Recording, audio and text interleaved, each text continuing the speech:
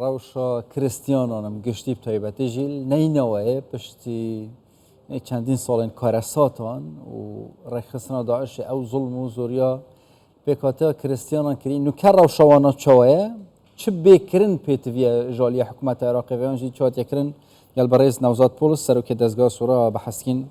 برایز نوزاد گله بخیر هاتی دوست پاس ریستان هیو گله بخیر هاتی هیواداری ما فکانی پیک هاتا کان بتایبتی کریستیانا کان لهموی سر عراق و کردستان بپارزین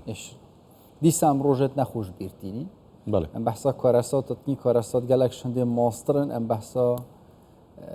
يعني قربوا مادي بكين يعني ام دست بك بحثا قربوا معنوي بكين جاليه حكومه العراق و چهات يكرن كو كريستيان هس بكن هيش تو عراق ولاتي ونايات باراستينا وطبعا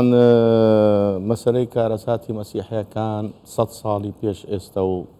أورو كيادي أو أبو أو شهيداني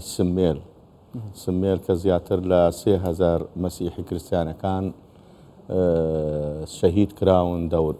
درب دربون هروها لأم نفسي يادي غزوة داعش أما بيدنا غزوة داعش لبروي داعش كهاتوا زور أوي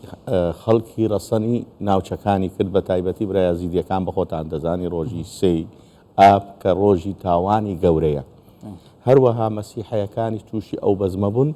کە تەهجیرکردن لە شاری مووسڵ لە دەشتی نینەوە و دەشتی نینەوە کە لە دوو قای مەقامیەتی تلکێپ و قەرەقۆش کە زیاتر لە 167,000 مەسیحی تیا بوو بەس دەستی نەیەوە ماعەدە خەڵکانی تر دور يعني تقريبا بين 170,000 تا 200,000 مسيحي كوچ کرا او كاتي هندكيان روي لهريمي كردستان بون هندكيان چونه دروا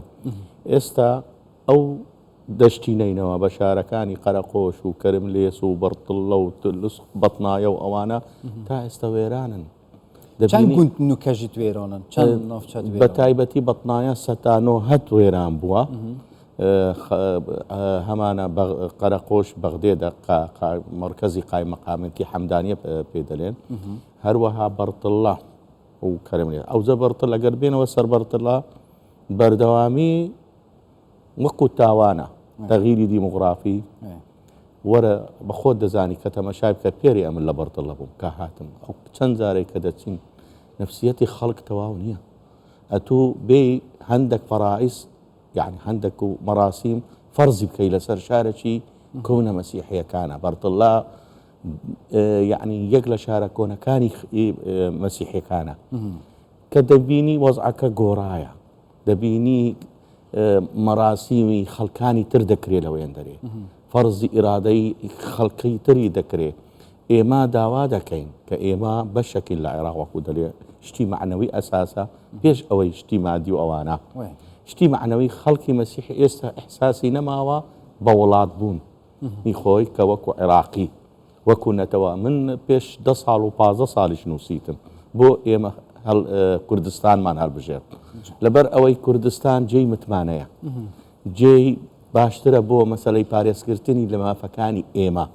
بەتایبەتی لە دوای 2015 کە یاسای ژمارە 5 کە پەسەند کراوە يعني یەک لەوانە ئیوام ئیمە زیاتر بوو بەتایبەت ئێستا گەر بێەوە مەسەڵەن فەرقی بینی عنکاوە و قەرەقۆش فەرقەکە زۆرە شغالية معنوية بدي سايك شغالندن بوشي داخواست كرن حفتي طباخي وكا روجا قربانيين كريستيان بيتا دستشان كرن يعني جالية ياساي و چه كارك السرفيه كهاتي كرن حكومة عراقي براستي من مسألة حفتي آب وسي آب ريزم هي بو قرباني كاني برا يزيدي كان كزور اهتمامي بيكراوة اوي حفتي آب يعني ششي آبي إيما زور اهتمامي بينكراوة ننا رايقاندن لم مستوى حكومينا مستوى مؤسساتي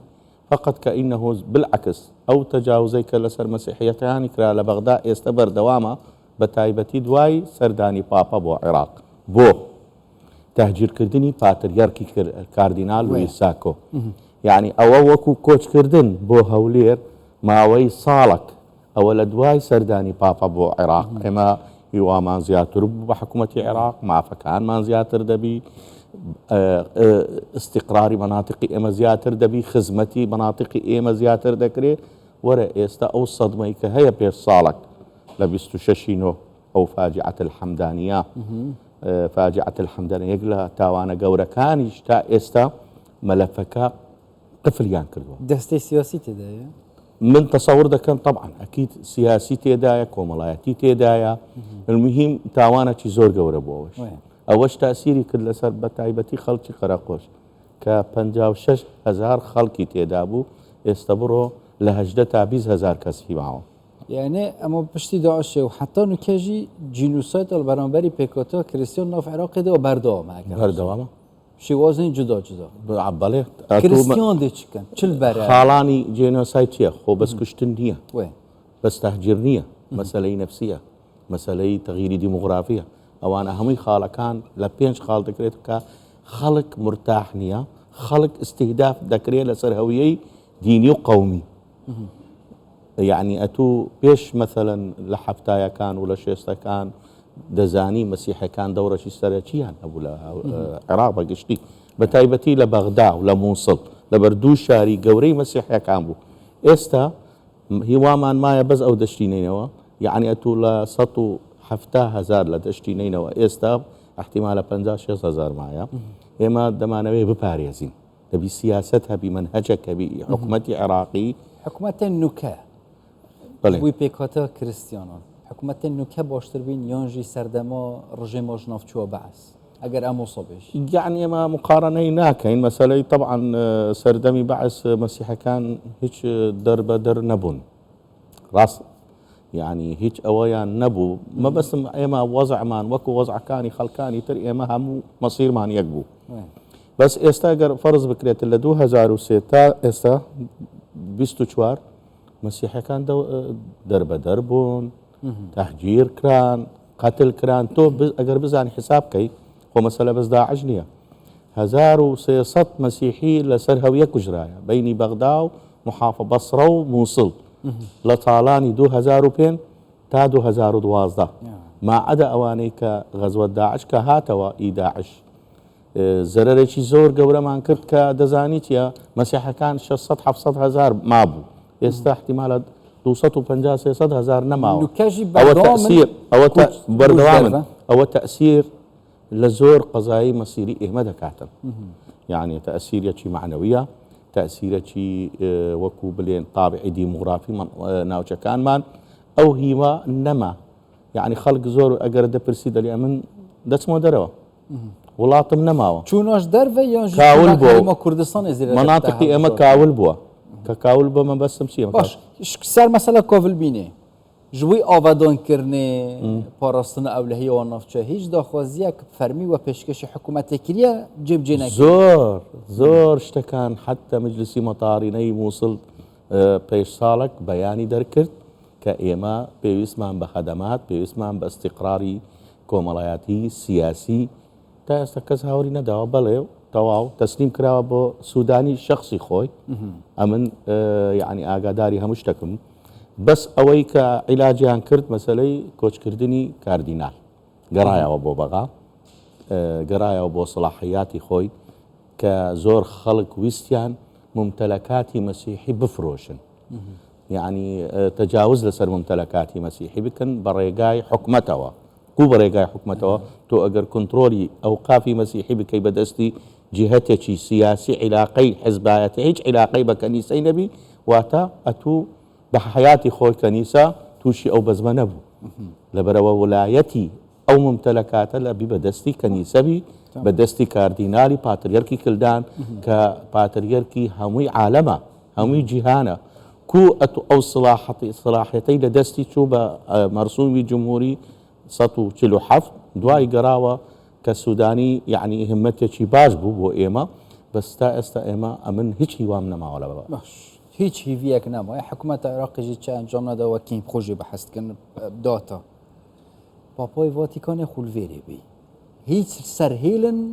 زەختەکە نێودەوڵەتی بخنە سەر حکوومەتên عێراقی بەرپرسن بەڵێ تایبەتیژی کو حەتا نوکە نەهاتینە سزادان سەروان تاوانێن دژی کریسیانان هاتی نکرن دەزانی فاتیکان وەکو دەوڵەت ئەگەر حیسابی دەکەن شتەکەی هەندێک کاری دیبلۆماسی تێدایە طبعا ما بس تۆمژێش کار دیبلۆماسی بەڵێ و هەندێک کاری تر وەکو بڵێن مەثەلەن بەخۆی کاردینال ساکۆ ئەندامە لە حکوومەتی فاتیکان لەبەر بەخۆی کاردینالە هەندێک مەسائلی تر هەیە مەثەلەن پەیوەندی بە تەدەخل مباشر ناکەن لەبەر ئیشی فاتیکان ئەوەی نییە وەکو دەوڵەتەکانی تر ئەوە دایمەن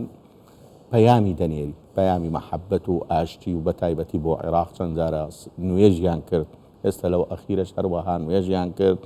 کە ئەمن و استقرار بۆ عێراق بگەڕێتەوە یعنی ئەو تەداخلی سیاسی و ئەوەی ناتوانانی فاتیکان زەختەچی لەسەر حکوومەتی عێراقی بکەن بەس ئێمە توانیمان لە ڕێگای هەندێک ڕێکخراوە نێودوولەتەکان و هەندێک وڵاتانی تۆ ئۆڕۆپا بەتایبەتی یەکێتی ئۆڕۆپا و ئەمریکا و ئوسترالیا تقریبا مۆزوعەکە بووە بە زەختەچی لەسەر حکومەت کە گەڕانەوەی پاتریەک بۆ بەغا ئەوە خاڵەکانی تر هەیە ئێستا مجلسی ئەساقیفەی مووسڵمان هەیە ئەو مجلسی ئەساقفەی وەکو وەرەقە ئەگەر مەطالیبیان تەوحید بکرێ لەبەر ئێمە بەڕاستی حزبەکانی ئێمە ئەکتیڤ نین نە لە دەشتی نینەوە لە هەر شوێنێک بێت باش بیتاب خۆ گوت نابالفعل وایە ئەکتیڤ نین بەس ئێمە مؤسساتیمان هەیە یعنی وەکو ئێمە دەستگای سورایە خەڵکانی تر وەکو ڕێکخراوی حاموڕابی ڕێکخراوەکانی تر ئەمە کاری دەکەن بەس کاری ئێمە محدودە پێویستی بە دەعمی دووەلی هەیە طبعا ئێمە لێرەوە داوا لە 24 دەکەم لە کوردستان 24 دعما حکومەتەوە چۆیە داوا لە حکوومەتی هەرێم یەکەم جار دەکەم کە پشتگیری لە مافەکانی ئێمە بکرێتن لە سەرۆکایەتی هەرێم هەروەها بۆ مەسلەی هەوڵدان بۆ تەزبیتکردنی مافەکانی پێکاتەکان ئیڕەسەن وەکو یەزیدی و مەسیحی ئێمە و یەزیدی مەسیرمان یەکە زۆر تاوان کراوە دژی یەزیدیەکان و ئێمە و کاکەیەکان هەروەها لە دەشتی نینەوە خەڵکانی تریش وەکو تورکمان و ئەوانە بەس زۆر ئەوە نەبوو کە ئێمە زیاتر تەسیری کرد لە ژمارەی منە ژمارەی ئێمە ملیۆنە ڕبع یعنی سێم قەومیە سێم نەتەول لەو وڵاتە بووین ئێستا 250-300 هزار مایە یعنی شەبەک لە 50,000 زیاتر نەبوون ئێستا وەرە 200 هزارن لە ناو دەشتی نینەوە ئێمە چ بکەین بەرامبەر ئەو دەغیرە دیموغرافی کە دەکرێت لە ناو گوندەکانمان لە ناو مێژووکانی دێرەکانمان ئەوە هەمووی تەسیراتی سلبیە وەکو معنەوی بەردەوامە گەلک سوپاس بەڕێز نەوزاد پۆلس سەرۆکی دەستگای سوڕا گەلمەدابوون سوپاس بووە سپاس بۆنگۆ ڕێست گەلە بخێرە